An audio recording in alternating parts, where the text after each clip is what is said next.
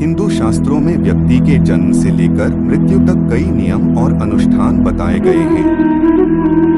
जिस व्यक्ति ने जन्म लिया है उसकी मृत्यु भी तय है। मृत्यु एक ऐसा सच है जिसे कोई नहीं टाल सकता। व्यक्ति की मृत्यु के बाद हिंदू धर्म में कई तरह की परंपराएं निभाई जाती हैं जो व्यक्ति की आत्मा की मुक्ति के लिए जरूरी मानी जाती हैं। हिंदू धर्म में कई ऐसे रीति रिवाज चले आ रहे हैं जिनका धार्मिक महत्व होने के साथ साथ वैज्ञानिक महत्व भी है। हिंदू धर्म में व्यक्ति की मृत्यु होने पर उसके मुख में तुलसी, गंगाजल और सोने का टुकड़ा भी डाला जाता है। लेकिन क्या आप इसके पीछे चली आ रही धार्मिक मान्यताएं जानते हैं? अगर नहीं तो चलिए जानते हैं इसके पीछे का धार्मिक कारण। नमस्कार दोस्तों, आप देख रहे हैं भाग्य वचन चैनल को सब्सक्राइब करें, फेसबुक पेज को फॉलो करें। चलिए शुरू करते हैं आज की प्रस्तुति। गंगाजल डालने का महत्व। हिंदू धर्म में गंगा नदी के जल को बहुत ही पवित्र माना गया है। ऐसा माना जाता है कि जिस भी चीज पर इसका छिड़काव किया जाता है वह चीज भी पवित्र हो जाती है। इसलिए पूजा अनुष्ठान में इसका विशेष रूप से प्रयोग किया जाता है। वेद पुराणों के अनुसार गंगा भगवान विष्णु के चरणों से निकली है, जिसे भगवान शिव अपनी जटाओं में धारण किया हुआ है। माना जाता है कि यदि मृत्यु के समय व्यक्ति के मुख में गंगाजल डाला जाए तो इससे यमदूत परेशान नहीं करते और आत्मा का आगे का सफर आसान हो जाता है। क्यों डाला जाता है तुलसी का पत्ता? शास्त्रों में तुलसी की बहुत ही महिमा बताई गई है। हिंदू धर्म में यह एक पूजनीय और पवित्र पौधा है। यह भगवान विष्णु को भी प्रिय माना गया है। ऐसे में यदि मृत व्यक्ति के मुख में तुलसी का पत्ता डाला जाता है तो उसे यमराज द्वारा दिए जाने वाले दंड का सामना नहीं करना पड़ता। मुख में सोना डालने का कारण। कई स्थानों पर मृत्यु के समय मृतक के मुख में सोने का टुकड़ा या सोने से बनी कोई चीज डाली जाती है। धार्मिक मान्यताओं के अनुसार व्यक्ति के मुख में सोने का टुकड़ा डालने से उसे मोक्ष की प्राप्ति होती है। ऐसा ही प्रस्तुति को जानना चाहते हैं तो लाइक शेयर जरूर करें और कमेंट बॉक्स में अपना राय दर्ज करें। वीडियो पूरा देखने के लिए धन्यवाद। सफलता प्राप्त करने के लिए हमें जीवन में कई सारे नियमों का पालन करना होता है। इसके लिए कठिन परिश्रम, मेहनत, लगनशील, धैर्यवान, आशावादी, सच्चाई और समय का सदुपयोग करने की जरूरत होती है। कई बार हम अवसरों को खो देते हैं, सही समय पर सही फैसले नहीं लेते, तो कई बार मन का आलस्य हमें आगे नहीं बढ़ने देता है। जागरण अध्यात्म में आज हम आपको सफलता के उन 5 मंत्रों के बारे में बताने जा रहे हैं जिनको अपनाकर आप सफल हो सकते हैं। इन बातों का अनुसरण करने वाले कई लोगों ने सफलता के शिखर को छुआ है। आइए जानते हैं सफलता के 5 मंत्र। नमस्कार दोस्तों, आप देख रहे हैं भाग्य वचन चैनल को सब्सक्राइब करें, फेसबुक पेज को फॉलो करें। चलिए शुरू करते हैं आज की प्रस्तुति। एक पीछे मुड़कर नहीं देखना चाहिए। जिंदगी हमेशा आगे बढ़ने का नाम है। पीछे मुड़कर देखने से आप सिर्फ अपना समय बर्बाद करेंगे।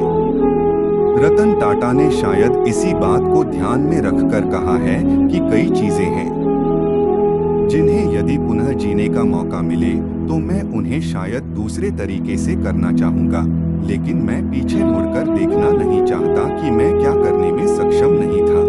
तो हमेशा सच्चाई के रास्ते पर रहना चाहिए। इंसान को सदैव सच्चाई के मार्ग पर रहना चाहिए, इससे लोग आप पर विश्वास करते हैं। महान लेखिका वर्जीनिया वुल्फ ने कहा कि अगर आप अपने बारे में सच नहीं बोल सकते तो दूसरों के बारे में भी सच नहीं बोल सकते।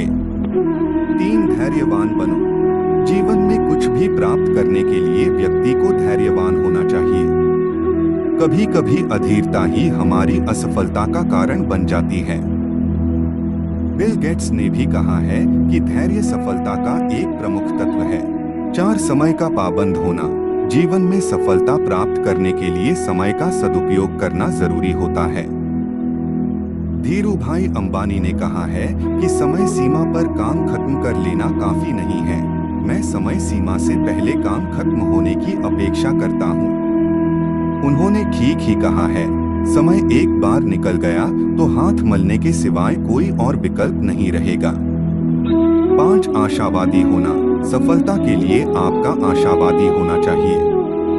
इससे हम किसी भी परिस्थिति में अपने लक्ष्य तक पहुंचने की कोशिश करते हैं। शायद इसी पर विंस्टन चर्चिल ने कहा था कि एक निराशावादी हर अवसर में कठिनाई देखता है, एक आशावादी व्यक्ति हर मुश्किल में अवसर देखता है। तो आप भी अपने जीवन के कठिन समय में आशावादी बने और नई अवसरों की पहचाने करें। यह जानकारी आपको कैसा लगा? अच्छा लगा है तो लाइक शेयर जरूर करें। पूरा वीडियो देखने के लिए धन्यवाद। हिंदू धर्म में स्त्रियों के नहाने को लेकर कई पौराणिक मिथ प्रचलित हैं, जिसका अनुसरण करने से घर में सुख समृद्धि आती है।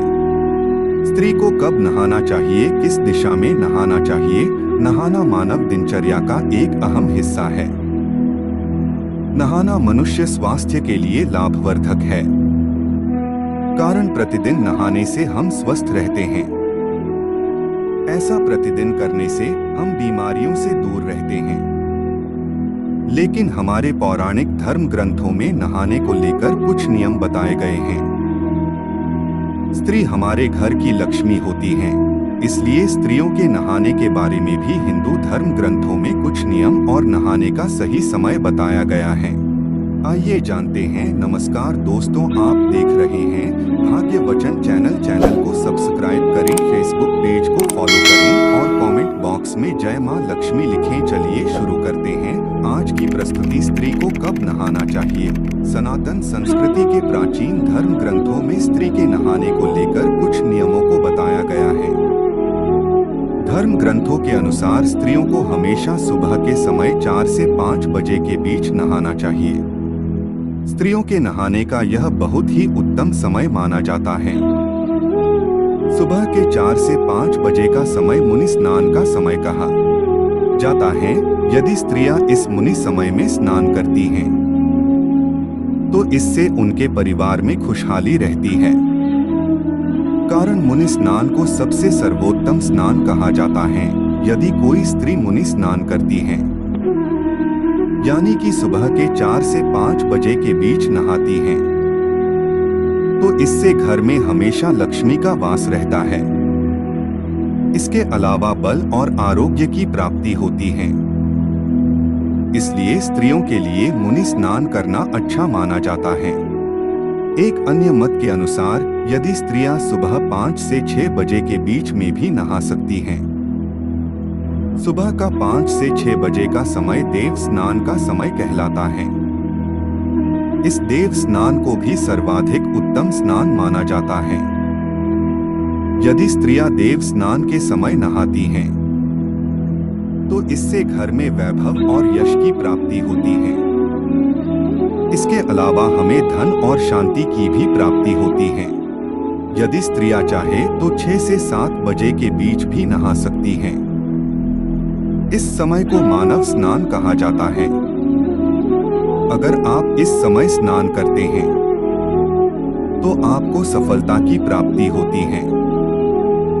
साथ साथ आपके परिवार में शांति बनी रहती है। इस प्रकार से स्त्रियां 4 बजे से लेकर 7 बजे के बीच कभी भी स्नान कर सकती हैं। स्त्रियों के नहाने के लिए यह समय शुभ माना जाता है। सुबह के 7 बजे के बाद घर की स्त्रियों को नहीं नहाना चाहिए। अगर स्त्रियां 7 बजे के बाद नहाती हैं, तो इसे राक्षसी स्नान माना जाता है। इससे घर में दरिद्रता, धन हानि, कलह आदि उत्पन्न होते हैं। किस दिशा में नहाना चाहिए? हिंदू वास्तुशास्त्र की माने तो नहाने के लिए उत्तर दिशा सबसे अधिक शुभ माना गया है। यदि आप उत्तर दिशा में नहाते हैं, तो आपका स्वास्थ्य हमेशा के लिए स्वस्थ बना रहता है। साथ साथ आपको हमेशा के लिए धन की प्राप्ति होती रहती है। आपके घर में कभी भी कलह नहीं होता और परिवार में शांति बनी रहती है। इसलिए रोजाना उत्तर दिशा में ही नहाना चाहिए। शाम को क्यों नहीं नहाना चाहिए? हिंदू ज्योतिष शास्त्र के अनुसार शाम को नहाना बहुत ही अशुभ माना जाता है। पौराणिक मान्यता है कि शाम के समय नहाने से माता लक्ष्मी नाराज हो जाती हैं और इससे आपको धन हानि होने लगती है। इसके अलावा यह भी माना जाता है कि शाम के समय नहाने से हमारे शरीर में शीत का प्रकोप बढ़ जाता है, जिसका सीधा असर हमारे शरीर पर होता है। इसलिए शाम के समय नहाना वर्जित माना जाता है। इतना ही नहीं, यदि कोई स्त्री संध्या के समय नहाती है तो उसके पति और भाई की आयु पर भी असर होता है। नहाने के बाद क्या नहीं करना चाहिए? हिंदू धर्म की मान्यता के अनुसार नहाने के बाद आपको कभी भी पूजा की थाली को साफ नहीं करना चाहिए। यदि आप नहाने के बाद भगवान का पूजन करते हैं तो पूजा की थाली को नहाने से पहले ही साफ कर लें। नहाने के बाद यदि आप अशुद्ध पूजा की थाली को छूते हैं, इससे आप भी अशुद्ध हो जाते हैं। इसलिए नहाने के बाद कभी भी पूजा की थाली को साफ नहीं करना चाहिए। पूजा की थाली नहाने के पूर्व ही साफ कर लें। हम उम्मीद करते हैं कि आज का हमारा यह प्रस्तुति आपके लिए उपयोगी साबित हुआ होगा। अगर उपयोगी साबित हुआ है तो आगे जरूर शेयर करें ताकि अन्य लोगों तक भी यह महत्वपूर्ण जानकारी पहुंच सके। पूरा वीडियो देखने के लिए धन्यवाद।